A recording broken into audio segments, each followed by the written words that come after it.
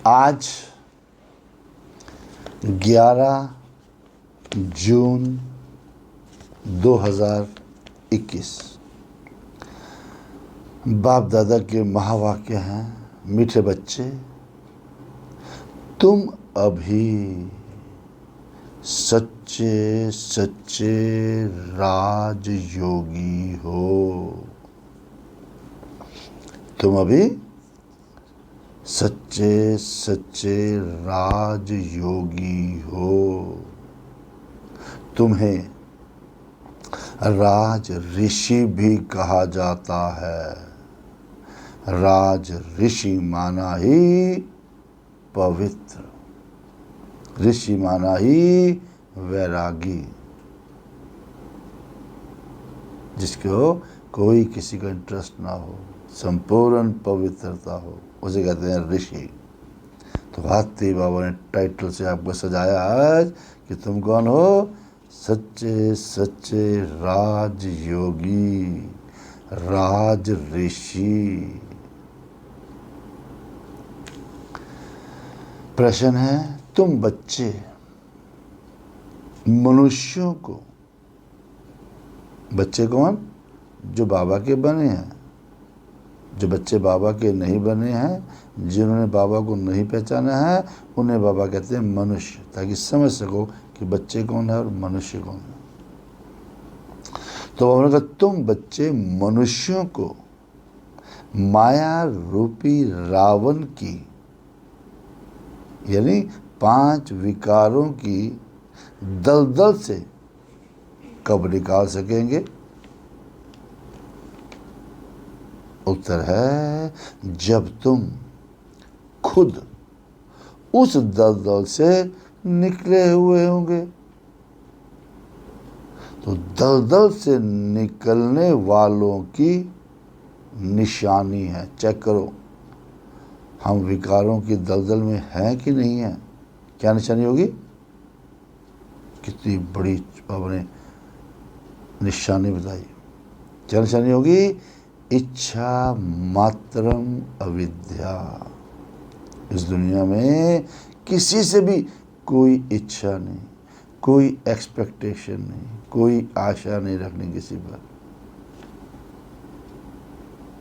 एक बाप के सिवाय और कुछ भी याद ना आए। पेपर आएगा हमेशा का ये लाइन तो पक्की बात याद कर लेना।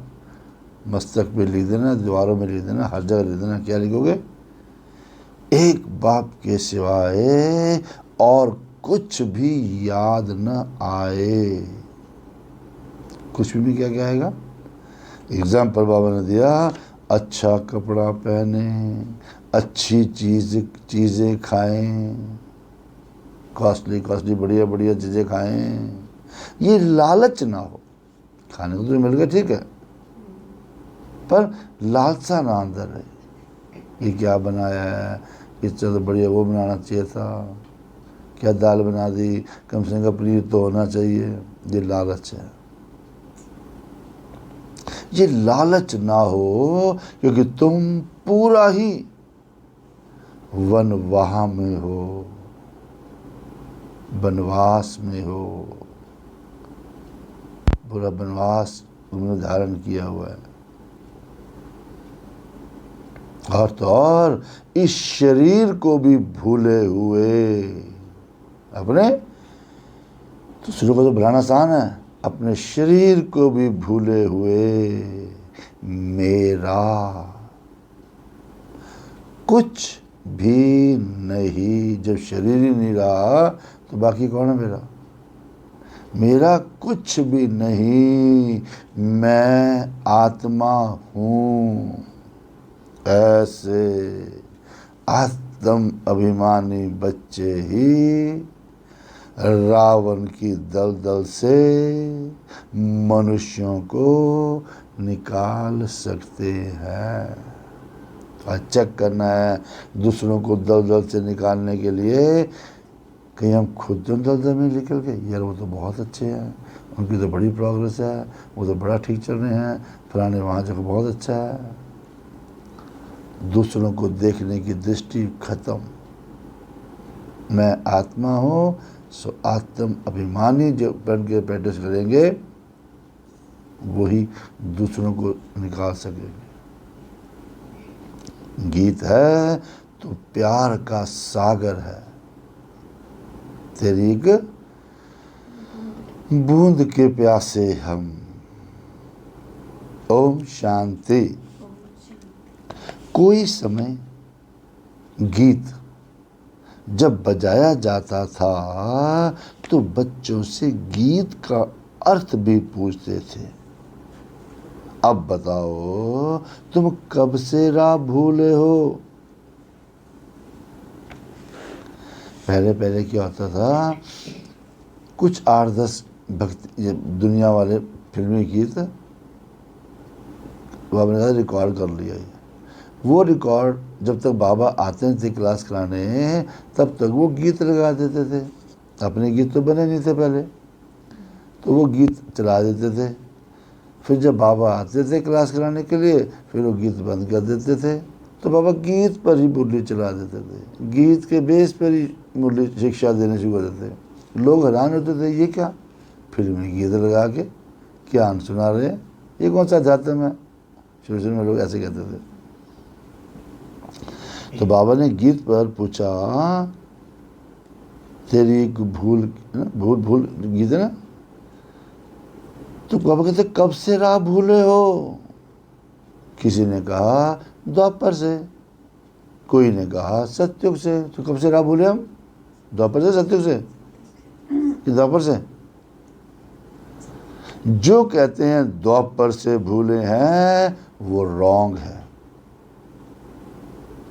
सतयुग से राह भूले हैं, क्योंकि राह बताने वाला तो अभी तुमको मिला है। सतयुग में राह बताने वाले को जानते ही नहीं है। सतयुग में कोई बाप को जानते ही नहीं, गोया भूले हुए हैं। फिर उन्होंने कहा भूलना भी ड्रामा में नूंद है। फिर अभी राह बताने आए हैं, भूले तभी तो बाबा को आना पड़ेगा, तभी तो राह बताएंगे। कहते हैं ना प्रभु राह बताओ, दर दर ठोकर खाऊं मैं, प्रभु राह बताओ। इसका मतलब हम सतयुग से लेकर बाप को भूले हैं। फिर बाबा प्रश्न पूछते हैं, बाबा प्रश्न क्यों पूछते हैं? ऐसे बुद्धि चलाने के लिए, बंदा बुद्धि को यूज तो करे। ऐसे तो नहीं खाली बैठे हैं क्लास कर रहे हैं मुरली सुन रहे हैं, बुद्धि चलती नहीं चलती। फिर बाबा ने कहा क्योंकि ज्ञान ही निराला है ना, और ज्ञान का सागर बाप ही है। तो बाप सम्मुख समझाते हैं, ज्ञान का सागर, सुख का सागर बाबा कहते मैं ही हूँ। तुम भी जानते हो कि बरोबर पतित पावन भी एक ही बाप है। ये तो भक्ति वाले भी मानते हैं क्या कि पतित पावन एक ही बाप है। इसका मतलब पावन दुनिया है ही शांति धाम और सुख धाम, और अब सुख धाम और दुख धाम आधा आधा है। अब ये तो बच्चे अच्छी रीति जानते ही हैं कि बाप प्यार का सागर है, तभी तो सब उनको फादर कह के पुकारते हैं। परंतु वो है कौन, आते कैसे हैं, ये भूल जाते हैं। तो 5000 वर्ष की बात है, बरोबर इन देवी देवताओं का राज्य था, और सतयुग में है सदगति। फिर दुर्गति कैसे होती है? कौन बताए दुर्गति कैसे हुई? तो बाप भी आकर समझाते हैं, द्वापर से तुम्हारी दुर्गति हुई है। सतयुग से हुई कि द्वापर से हुई? दुर्गति तो द्वापर से हुई, तभी तो बुलाते हैं, और तुम समझते हो ये कोई नई बात नहीं है। बाप कल्प कल्प आते हैं, हर साइकिल में आते हैं। तो अभी निराकार बाप आत्माओं को समझाते हैं, क्योंकि कोई भी अपनी आत्मा को नहीं जानते। ऐसे कभी कोई नहीं बताएंगे कि हमारी आत्मा में सारा पाठ भरा हुआ है। कभी नहीं कहेंगे कि मैं अनेक बारी ये बना हूँ, मैंने अनेक बारी ये पाठ बजाया है। ऐसे कह सकता कोई नहीं कह सकता, क्योंकि ड्रामा को वो जानते ही नहीं। ये ड्रामा चल रहा है, सब अपनी अपनी एक्टिंग कर रहे हैं, वो जानते ही नहीं। चलो करके लाखों हजारों वर्ष कह देते हैं, फिर भी ड्रामा तो है ना, ड्रामा ही रिपीट होता है, ये तो कहेंगे ना। तो ये ज्ञान बाप ही बच्चों को सम्मुख देते हैं। ये ज्ञान ही बाप बच्चों को सम्मुख देते हैं, और मुख से बात कर रहे हैं। तुम जानते हो हमको शिव बाबा ने ब्रह्मा द्वारा अपना बनाए ब्राह्मण बनाया है। हमें नशा होना चाहिए कि हम ब्रह्मा के बच्चे ब्राह्मण बने हैं। अब शिव बाबा का ये बच्चा भी है, ब्रह्मा बाबा भी शिव बाबा का बच्चा है, वन्नी भी है, स्त्री भी है। शिव बाबा बाप है, ये माँ भी है, बच्चा भी है, माँ भी है। देखो कितने बच्चों की संभाल की जाती है। तो शिव बाबा आए, उन्होंने माँ को तैयार किया और बोला बच्चे अब तुम संभालो इनको। फिर अकेला, भाई भी हैं बहनें भी हैं वहाँ पर। अब अकेला मेल होने के कारण फिर सरस्वती को, मम्मा को मददगार बनाया है कि बच्चों को संभालो। बहनें थी, उनको संभाले कैसे, तो मम्मा को निमित्त बना दिया। अब ये बातें शास्त्रों में नहीं है, और ये है प्रैक्टिकल बात है ना। तो बाप ही राजयोग सिखाते हैं, और जिनको राजयोग सिखाया, जिन्होंने राजयोग सीखा, वो राजाएं बने और 84 जन्मों में आए। अब बाइबल, कुरान, वेद, शास्त्र आदि आदि पढ़ते तो बहुत हैं, परंतु समझते कुछ भी नहीं है। समझते कुछ भी नहीं है। अभी तुम कोई तत्व योगी नहीं हो। ब्रह्म तो तत्व है ना, वो ब्रह्म से योग लगाते हैं, तत्व से योग लगाते हैं। जैसे 5 तत्व ये है, छठा महातत्व वो है। और तुम्हारा तो है बाप से योग, अर्थात तुम्हारे पास है बाप की याद। तुम अभी कौन हो, क्या बाबा टाइटल दिया आज? तुम अभी हो राजयोगी, राज ऋषि। फिर उसे उल्टा कर दिया, राजयोगी माना योगी राज। कौन हो? योगी राज। योगी पवित्र को कहा जाता है।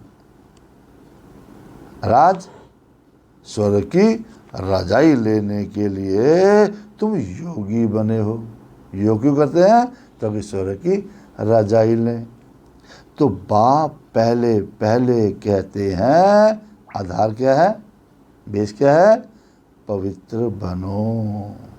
योगी नाम ही उनका है, किनका? पवित्रता का, जो पवित्र रहते हैं। और तुम हो सब राजयोगी। राजा भी बनना है पर संपूर्ण पवित्र बन करके। यानी तुम यहाँ ये तुम ब्रह्मा मुख वंशावली ब्राह्मणों की बात है, दूसरे ब्राह्मणों की बात नहीं है। जो शिव बाबा ने ब्रह्मा के मुख से जो ज्ञान दिया है सिर्फ उनकी बात है। तुमको राजयोग सिखा रहे हैं, इसका मतलब तुम स्टूडेंट हो गए ना। स्टूडेंट्स को कभी टीचर भूलेगा क्या? जानते हो शिव बाबा हमको पढ़ा रहे हैं, जानते ना कौन पढ़ा रहा है? ये शिव बाबा। परंतु माया फिर भी भुला देती है। तुम अपने पढ़ाने वाले टीचर को भूल जाते हो। अरे भगवान पढ़ाते हैं, भगवान पढ़ाते हैं, ये समझें तभी तो नशा चढ़े। नशे में बोली सुननी होती पूरी, नशा चढ़ेगा तभी बोली सुनेगी कैसे? तुम अपने पढ़ाने वाले टीचर को भूल जाते हो। क्या बोलो बाबू? भगवान पढ़ाते हैं, ये समझें तभी तो नशा चढ़े। अब स्कूल में कोई आईसीएस पढ़ते हैं, इंडियन सिविल सर्विस यानी आईएएस के एग्ज़ाम की तैयारी करते हैं, तो कितना नशा रहता है। और तुम बच्चे तो 21 जन्म के लिए ये राजयोग की पढ़ाई पढ़ते हो। पढ़ना तो फिर भी होता ही है, यानी सत्युग में भी पढ़ाई तो पढ़ेंगे, पर राज विद्या भी पढ़नी पड़े ना। राजा बनना है, कैसे है ना, कैसे एडमिशन संभालनी है, वो भी तो विद्या लेनी पड़ेगी। फिर भाषा आदि भी सीखनी पड़े। तो तुम बच्चे समझते हो सत्युग से हम ये राह भूलनी शुरू करते हैं। फिर एक एक ढाका यानी एक एक पौड़ी, एक एक स्टेप, एक एक जन्म में नीचे उतरते हैं। सत्युग से ही एक एक स्टेप करके नीचे उतरते हैं। अभी तुमको सारा याद है, कैसे हम चढ़ते हैं, कैसे हम उतरते हैं। तो ये सीढ़ी का चित्र अच्छी रीति याद करो। चढ़ती कला उतरती कला कैसे हुई, यानी अब 84 जन्म पूरे हुए, अब हमको घर जाना है, अब हमको घर जाना है, तो खुशी होती है। ये बेहद का नाटक है। इसमें आत्मा कितनी छोटी है, और छोटी सी आत्मा पाठ बजाते बजाते इसमें आत्मा थक जाती है। तब कहते हैं बाबा राह बताओ, ताकि हम भी विश्राम पाएं, सुख शांति पाएं। तो तुम सुख धाम में हो तो तुम्हारे लिए वहाँ सुख भी है, शांति भी है, क्योंकि वहाँ कोई हंगामा नहीं, आत्मा को शांति है। फिर शांति के 2 स्थान, एक शांति धाम और दूसरा सुख धाम। दुख धाम में है अशांति, कलयुग में है अशांति, और ये है पढ़ाई। तुम जानते हो हमको बाबा सुख धाम वाया शांति धाम में ले जा रहे हैं। सुख धाम ले जाएंगे वाया शांति धाम। तुमको बाबा को कहने की दरकार नहीं, तुम जानते हो हम यहाँ आए हैं पाठ बजाने, फिर जाना ही है। ये खुशी है, खुशी होनी चाहिए। शांति की खुशी नहीं है, पाठ बजाने में हमको मज़ा आता है, खुशी होती है, क्योंकि जानते हैं बाप को याद करने से ही विकर्म विनाश होंगे। कोई कहते हैं हमको मन की शांति मिले। बाबा ने कहा जो कहते हैं मन की शांति मिले, ये अक्षर ही रॉन्ग है। ये अक्षर भी रॉन्ग है। नहीं, हम बाप को याद करते हैं कि विक्रम विनाश हो। हम बाप को यूँ याद करते हैं ताकि हमने जो विक्रम किए हुए हैं वो विनाश हो। शांति तो मन, शांत तो मन रह ही न सके। मन शांत रह सकता है क्योंकि कर्म तो करना पड़ेगा ना। चुप साइलेंट रहे मन, कोई सोचे ही ना, हो ही नहीं सकता ना। पानी खड़ा रहे, उतराई होगी तो जाएगा ना वो, क्योंकि कर्म बिगैर हम रह ही नहीं सकते। सोचना भी कर्म है, बोलना भी कर्म है। बाकी महसूसता आती है हम बाप से पवित्रता, सुख शांति का वर्षा ले रहे हैं, तो खुशी होनी चाहिए। इसने सवेरे सवेरे अमृत ले, सुख शांति संपत्ति सारी ले ली, उसको तो खुशी होगी ना। ये तो है ही दुखधाम, इसमें सुख हो ही नहीं सकता। कलयुग में सुख हो ही नहीं सकता। और मनुष्य शांति धाम सुख धाम को भूल गए हैं। तो जिनको, और क्या कहते हैं, जिनको बहुत पैसे हैं समझते हैं हम स्वर्ग में हैं, यानी हम सुख में हैं। फिर सन्यासी घर बार छोड़ जंगल में जाते हैं। कोई हंगामा तो जंगल में है नहीं, तो शांत तो हो ही जाते हैं। जब किसी बात नहीं करनी, जंगल में बैठ गए, शांत तो हो जाते हैं, परंतु वो हुआ अल्पकाल के लिए। जब तक गुफाओं में बैठे हैं तब तक शांत है, कोई आया बात की। अब आत्मा का जो शांति स्वधर्म है, उसमें तुम शांति में रहते हो। यहाँ तो प्रवृत्ति में आना ही है, परिवार में तो रहना ही है, बात तो करनी पड़ेगी, यानी पाठ बजाना ही है। यहाँ आते ही हैं कर्म करने। कर्म क्षेत्र है ना ये, कुरुक्षेत्र क्या कर्म क्षेत्र है।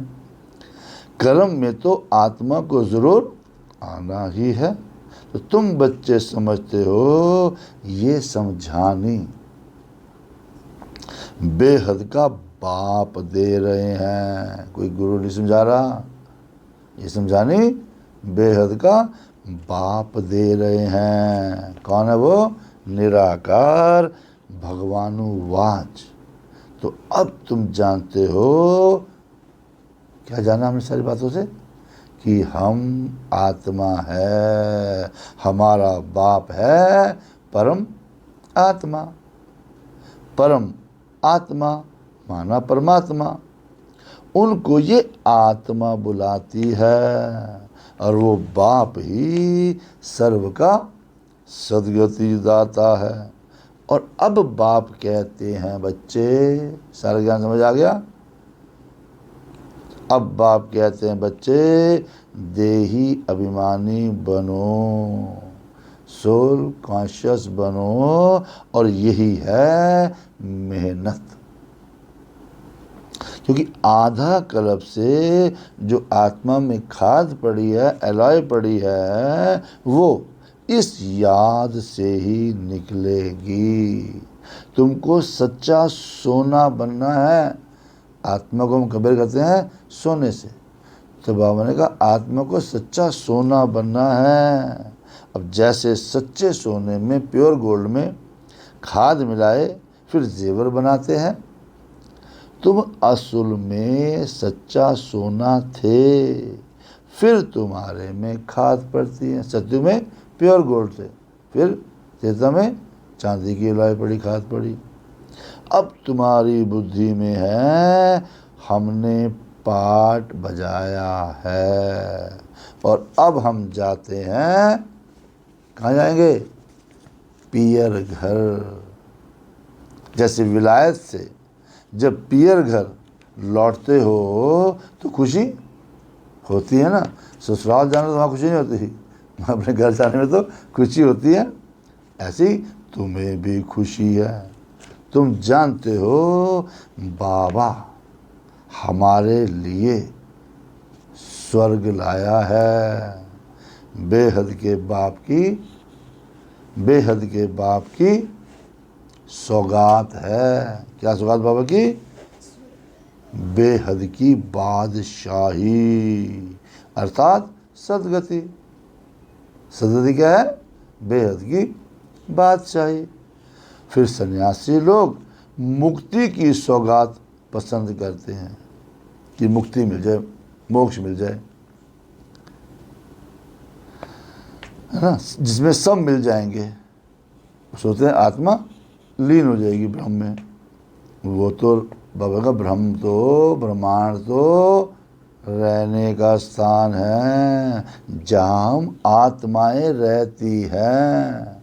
बाकी कोई ज्योति व कोई आग थोड़ी है जिसमें सब मिल जाए।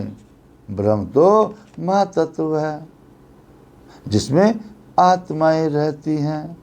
बाप भी वही रहते हैं।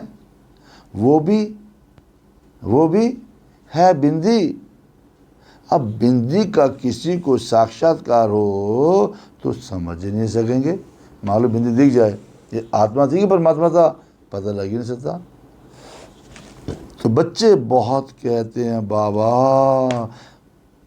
आपको याद करने में दिक्कत होती है। क्यों? अब बिंदी रूप को कैसे याद करें? आंखों से दिखती भी नहीं है, वो कैसे याद करें बाप? क्योंकि आधा कल्प द्वापर कलयुग में तो बड़े लिंग रूप को याद किया। तो वो भी बाप समझाते हैं कि भक्ति मार्ग में बिंदी की तो पूजा हो ना सके, इनका मंदिर कैसे बनाएंगे, है ना? इनका मंदिर कैसे बनाएंगे? बिंदी तो देखने में भी ना आए, इसीलिए भक्ति मार्ग चलना ही था। फिर शिवलिंग बड़ा बनाते हैं। बाकी आत्माओं के शालिग्राम वो तो बहुत छोटे छोटे बनाते हैं, अंडे मिसल बनाते हैं। कहेंगे पहले ये क्यों नहीं बताया? पहले जब ज्ञान मिला था, पहले क्या बोलते थे? अंगूष्ठे मिसल है, पहले ज्योतिष रूप है, फिर बोला अंगूष्ठे मिसल है ना? फिर अल्लाह, अब बाबा ने बोला आत्मा तो बिंदी है। तो बच्चे कहते पहले क्यों नहीं बताया परमात्मा बिंदी मिसल है? बाप कहते हैं उस समय शुरू में ये बताने का पार्ट ही नहीं था। फिर बाबा ने एग्जाम्पल दिया, अरे तुम ICS शुरू से क्यों नहीं पढ़ते हो? First class, second class, third class, 10th करके, है ना, ग्रेजुएशन करके क्यों IAS की तैयारी करते हो? पढ़ाई के भी कायदे हैं ना। कोई ऐसी बात पूछे तो तुम कह सकते हो अच्छा बाबा से पूछते हैं, वह हमारे से बड़ी टीचर है, उनसे लिखकर पूछते हैं। अब बाबा को बताना होगा तो बाबा बताएंगे, है ना, बताएंगे। वो तो कहेंगे आगे चल समझ लेंगे, या आगे चल के समझ लेंगे। अब सारा ज्ञान एक ही टाइम तो नहीं सुनाएंगे ये सब, क्योंकि ये सब है नई बातें। तुम्हारे वेद शास्त्रों में जो है, वेदों शास्त्रों का बाप बैठ सार बताते हैं। ये भी भक्ति मार्ग की नूंद है, फिर भी तुमको पढ़ने ही होंगे। ये भक्ति का पाठ बजाना ही होगा। हमने बहुत भक्ति की पहले, बाबा ने कहा ये बजाना ही होगा। पतित बनने का भी पाठ बजाना है। कहते हैं भक्ति के दुबन में फंस गए हैं, दलदल में फंस गए हैं। अब भक्ति में क्या है? बाहर से तो खूबसूरती बहुत है, छैने बजाओ, ये बजाओ, कितना कुछ करना पड़ता है, कितना मज़ा आता है। तो बाबा ने कहा जैसे रुन्नी के पानी का मिसाल देते हैं ना, राजस्थान में रेगिस्तान में रेत जब धूप आती है ऐसे चमकती है, ऐसे लगता है पानी है। भागते हैं, पानी कहाँ है, पानी कहाँ है। हिरन भागता है, शायद वहाँ पानी है। वहाँ जाता है, वो वहाँ चमकती है रेत, वहाँ पानी है। फिर वहाँ से भागता है, यानी वो वहाँ पानी है। इतना भागता है, पानी मिलता नहीं है, और भी प्यास बढ़ती जाती है, थक जाता है और मर जाता है। यहाँ पर भी हम भक्ति में सोचते हैं बस इसमें आगे भक्ति में तप करेंगे, अच्छा जप करेंगे, पाठ करेंगे, पूजा करेंगे, शास्त्र पढ़ेंगे, ये करेंगे, वो करेंगे। थक जाते हैं, लास्ट में एग्जॉस्ट हो जाते हैं, छोड़ देते हैं। बच्चे आजकल के क्या कहते हैं, छोड़ यार, काम करो, काम ही पूजा है, कर्म ही पूजा है, माँ बाप की सेवा करो, यही भगवान है। इतना फ्रस्ट्रेट हो गए बच्चे। इसलिए भगवान का ये रुण्य के पानी की मिसल है। भक्ति भी सुहानी, सुहावनी, यानी आकर्षण बहुत है। बाप कहते हैं ये रुण्य का पानी है, यानी मृग तृष्णा समान है। इस दुबन में फंस जाते हैं। अब देखो जो भक्ति करते हैं, जो गीत चलते हैं, बड़े बड़े चलते हैं, छोड़ेंगे भक्ति हो?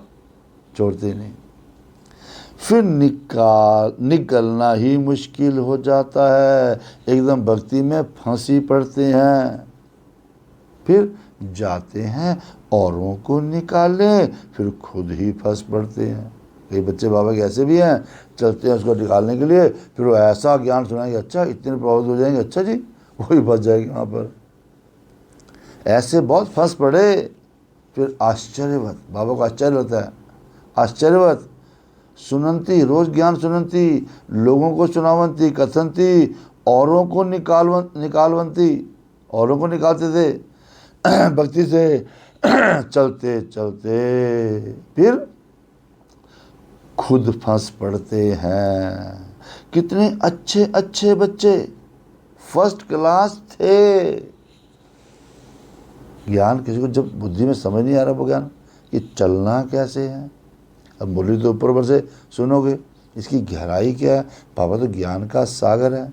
अब समुद्र में जाओगे, ऊपर ऊपर रहोगे, वहाँ तो लहरें इधर फेंकेगी उधर फेंकेगी, कुछ नहीं मिलेगा, छोड़ यार कुछ नहीं है। जब नीचे जाओगे, तह तक जाओगे, नीचे सारे रत्न मिलते हैं, नीचे मिलते हैं। यहाँ भी ज्ञान की गहराई में जाओगे तभी तो पता लगेगा। ऊपर ऊपर सुन लिया, हाँ जी हाँ जी हाँ जी हाँ जी, वो कभी भी छोड़ देंगे। बाबा कितने अच्छे अच्छे फर्स्ट क्लास थे हो गए। फिर उनको निकलना बड़ा मुश्किल हो जाता है, यानी बाप को भूल जाते हैं तो दुबन से, दलदल से निकालने में फिर उनको कितनी मेहनत लगती है। फिर उनको कितना भी समझाओ, बुद्धि में बैठता ही नहीं।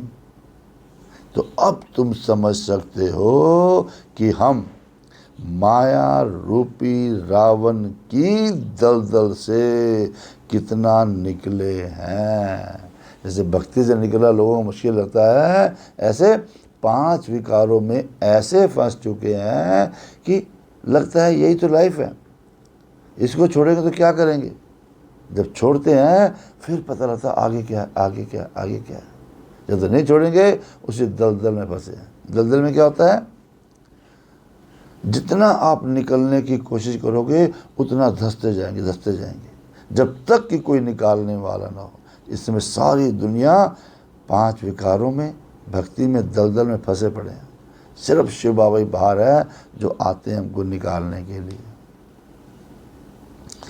बाबा ने कहा जितना जितना निकलते जाते हैं उतना उतना खुशी होती है।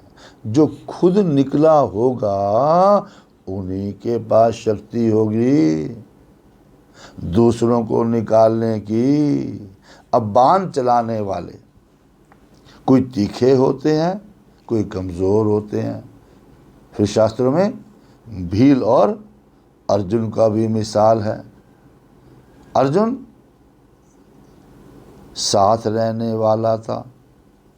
अर्जुन कोई एक को नहीं कहते, अर्जुन में जिसने ज्ञान को अर्जित किया, बुद्धि ने जिसकी ज्ञान को एक्सेप्ट कर लिया वो अर्जुन है, जो बाप के बनकर बाप के साथ रहते, बाबा को पहचान लिया, अब जो बाबा कहेगा वो मैंने वही करना है, वो अर्जुन है। उनको कहा जाता है अर्जुन, यानी साथ में रहने वाले और बाहर में रहने वाले की रेस कराई जाती है। कुछ समर्पित हो गए, कुछ घरों में रह रहे, गृहस्थ में रह रहे हैं, अब दोनों की रेस चलती है। भील अर्थात बाहर रहने वाला तीखा चला गया। ये नहीं कि समर्पित जो अपने सेंटर पे हमने जीवन दे दिया, हम समर्पित हो गए जी, सेंटर पे रहेंगे, ऐसा नहीं कि आप टॉप फर्स्ट पे नंबर पे आ रहे हो, आपको नंबर ज़्यादा मिलेगा, नहीं।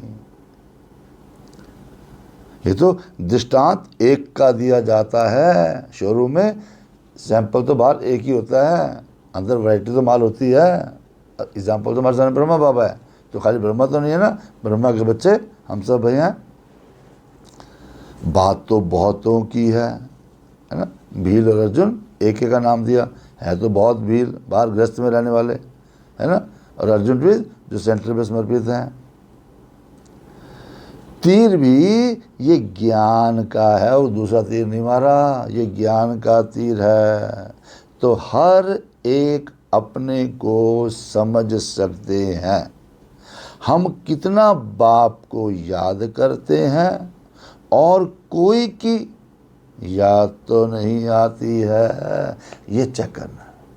बाबा की याद में बैठो, बाबा याद रहता है कि दुनिया याद आती है, ये चेक करो। अच्छी चीज़ पहनने व खाने की लालच तो नहीं रहती। आज क्या बना रहे हो जी मेनू में, आज क्या खाना खिला रहे हो जी, कोई लालच नहीं रहती। या आज कौन सा सूट पहने, कौन से कपड़े पहने, ऐसे लालच नहीं रहती। जो मिल जाए ओके, जो खाना बना है ओके, ठीक है जी। सवेरे भी दाल, शाम को भी दाल खानी पड़े, एक हफ्ता पूरी दाल खानी पड़े, वाह, मुझसे वाह वाह ही निकले, है ना। अच्छी चीज़ पहनने व खाने की लालच तो नहीं रहती। चेक करेंगे सारे, आज का होमवर्क होगा। यहाँ फिर क्या प्रॉब्लम है, यहाँ अच्छा पहनेंगे, यहाँ अच्छा खा पी लोगे, लालच से खाओगे तो वहाँ कम हो जाएगा। हमको यहाँ तो बनवा में रहना है, जैसे हमारे को वनवास मिला हुआ है, ऐसे रहना है यहाँ पर। वनवास में क्या होता है, जो मिलता है वाह प्रभु रहमत, जो मिला बाबा वाह, ऐसे उसकी रहमत समझ के ये खाना है। बाप कहते हैं तुम अपने इस शरीर को भी भूल जाओ, क्योंकि ये तो पुराना तमो प्रधान शरीर है। तुम स्वर्ग के मालिक बनते हो, इसलिए अच्छा की क्या करनी है, इच्छा मात्रम अविद्या। किसी भी चीज़ की, किसी भी वस्तु की, किसी भी व्यक्ति की, किसी भी चीज़ की इतनी सी भी इच्छा ना हो, यानी इच्छा एक्सपेक्टेशन क्या होती है पता ही नहीं। तो बाप कहते हैं तुम यहाँ जेवर आदि भी नहीं पहनो। बाप मना करते हैं, हमारी बहनें खाली वाइट साड़ी पहनेगी, कोई जेवर नहीं पहनती। क्यों नहीं पहने, ऐसे क्यों बाबा कहते हैं? इसके भी अनेक कारण हैं। सुनो कारण। अब कोई का जेवर गुम हो जाएगा तो घर वाले क्या कहेंगे, वहाँ बीके को देकर आई है, सेंटर में दे दिया होगा इन्होंने। शुरू में ऐसे होता था ना, गुम गया किसी का, और तुम तो वहाँ जाते हो क्लास करने, तुम वहीं दे आओगे। अरे भैया बाबा को सुनना चाहिए तुम्हारा, बाबा तो दाता है, वो तो देने वाला है, तुम्हारे जेवर से क्या होगा। पर लोगों ने ऐसे ऐसे ब्लेम लगाना शुरू कर दिए, इसे बाबा तुम पहन के ही ना हो, ठीक है ना। कोई का जेवर गुम हो जाएगा तो कहेंगे वहाँ बीके को देकर आई है। और फिर बाबा ने कहा चोर चकार भी रास्ते चलते छीन ही लेते हैं। आजकल तो माइयाँ भी लूटने वाली बहुत निकली हैं, लेडीज ही बहुत निकलती है जो लूट लेती है। भाई लोग ही नहीं है, लेडीज़ बहुत ज़्यादा बुरा हाल है आजकल। तो फीमेल भी डाका मारती हैं, फीमेल डाकू भी होती हैं। दुनिया का हाल देखो क्या है। तुम समझते हो ये दुनिया बिल्कुल वैश्यालय है, नहीं बिल्कुल विकारी है, वैश्यालय बन गया ये। और हम यहाँ बैठे हैं शिवालय में। ये कहाँ बैठे हैं हम? शिवालय में, शिव बाबा के साथ। और शिव बाबा है, सत्य है, चैतन्य में लाइव है और आनंद स्वरूप है, ज्ञान का सागर है ना, ज्ञान स्वरूप, प्रेम स्वरूप, आनंद स्वरूप है। आत्मा की ही महिमा है। आत्मा ही कहती है मैं प्रेसिडेंट बना हूँ, मैं बिजनेसमैन हूँ, मैं फलाना हूँ। और तुम्हारी आत्मा कहती है, क्या कहती है आत्मा? हम कौन है? हम ब्राह्मण हैं। ये नशा रहना चाहिए। ब्रह्मा के बच्चे ब्राह्मण हैं। ब्राह्मण माना बाबा से वर्षा ले रहे हैं, उससे वसीयत ले रहे हैं, अधिकार ले रहे हैं।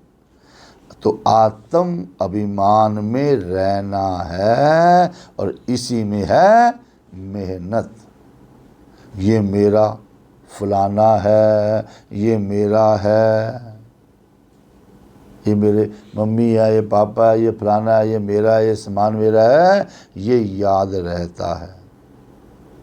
हम आत्मा भाई भाई हैं, यही भूल जाते हैं। यहाँ मेरा मेरा छोड़ना पड़ता है। जो शरीर की है ना, आप तो आत्मा हो, ये शरीर के रिश्तेदार हैं, तो मेरा कहाँ से आ गया? इसलिए यहाँ पर आने के बाद मेरा मेरा छोड़ना पड़ता है और क्या कहना पड़ता है? मैं आत्मा हूँ, इनकी आत्मा भी जानती है। तो बाप समझा रहे हैं। ब्रह्मा बाबा कहते मैं भी सुनता रहता हूँ। इनके तन में आते हैं, कहते मैं भी सुनता रहता हूँ। पहले मैं ही सुनता हूँ, बल मैं भी ज्ञान सुना सकता हूँ। बाबा कहते मैं भी सुना सकता हूँ, परंतु बच्चों के कल्याण अर्थ कहता हूँ। तुम सदा समझो, जब मैं भी समझा रहा हूँ बीच में, तुम सदा समझो कि शिव बाबा समझाते हैं। ब्रह्मा बाबा ने जो सीखा शिव बाबा से वही समझाते हो भी हो, तो कहते तुम समझो शिव बाबा ही समझाते हैं। अब विचार सागर मंथन करना, बहुत सिंपल बोली सुनाते हैं। अब विचार सागर मंथन करना बच्चों का काम है। जो बच्चे मनन चिंतन करते नहीं, मंथन करते ही नहीं है, वो बच्चे काहे के हुए? बाबा के बच्चे है ना। बाबा कहते विचार सागर मंथन करना बच्चों का काम है। जैसे तुम करते हो वैसे मैं भी करता हूँ।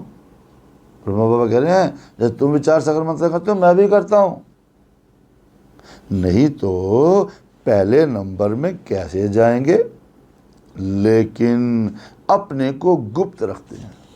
ब्रह्मा बाबा कोई अपनी टॉर नहीं दिखाते कि मेरे को पता, ज़्यादा पता नहीं। मंथन उन्होंने भी किया, सब मंथन करते हैं, हर एक का अपना अपना मंथन है। ज्ञान का सागर है, आप कैसे उसको समझते हो, हर एक का अपना अपना है। अच्छा मीठे मीठे सिक लद बच्चों प्रति मात पिता बाप दादा का याद प्यार और गुड मॉर्निंग। रूहानी बाप की रूहानी बच्चों को नमस्ते। हम रूहानी बच्चों की रूहानी बाप को नमस्ते। तो आज सारी मुरली में से मुख्य पॉइंट्स, धारणा के लिए मुख्य सार, पूरा सार सुनो मुरली का। नंबर 1 क्या याद रहा? दोबारा सुनो।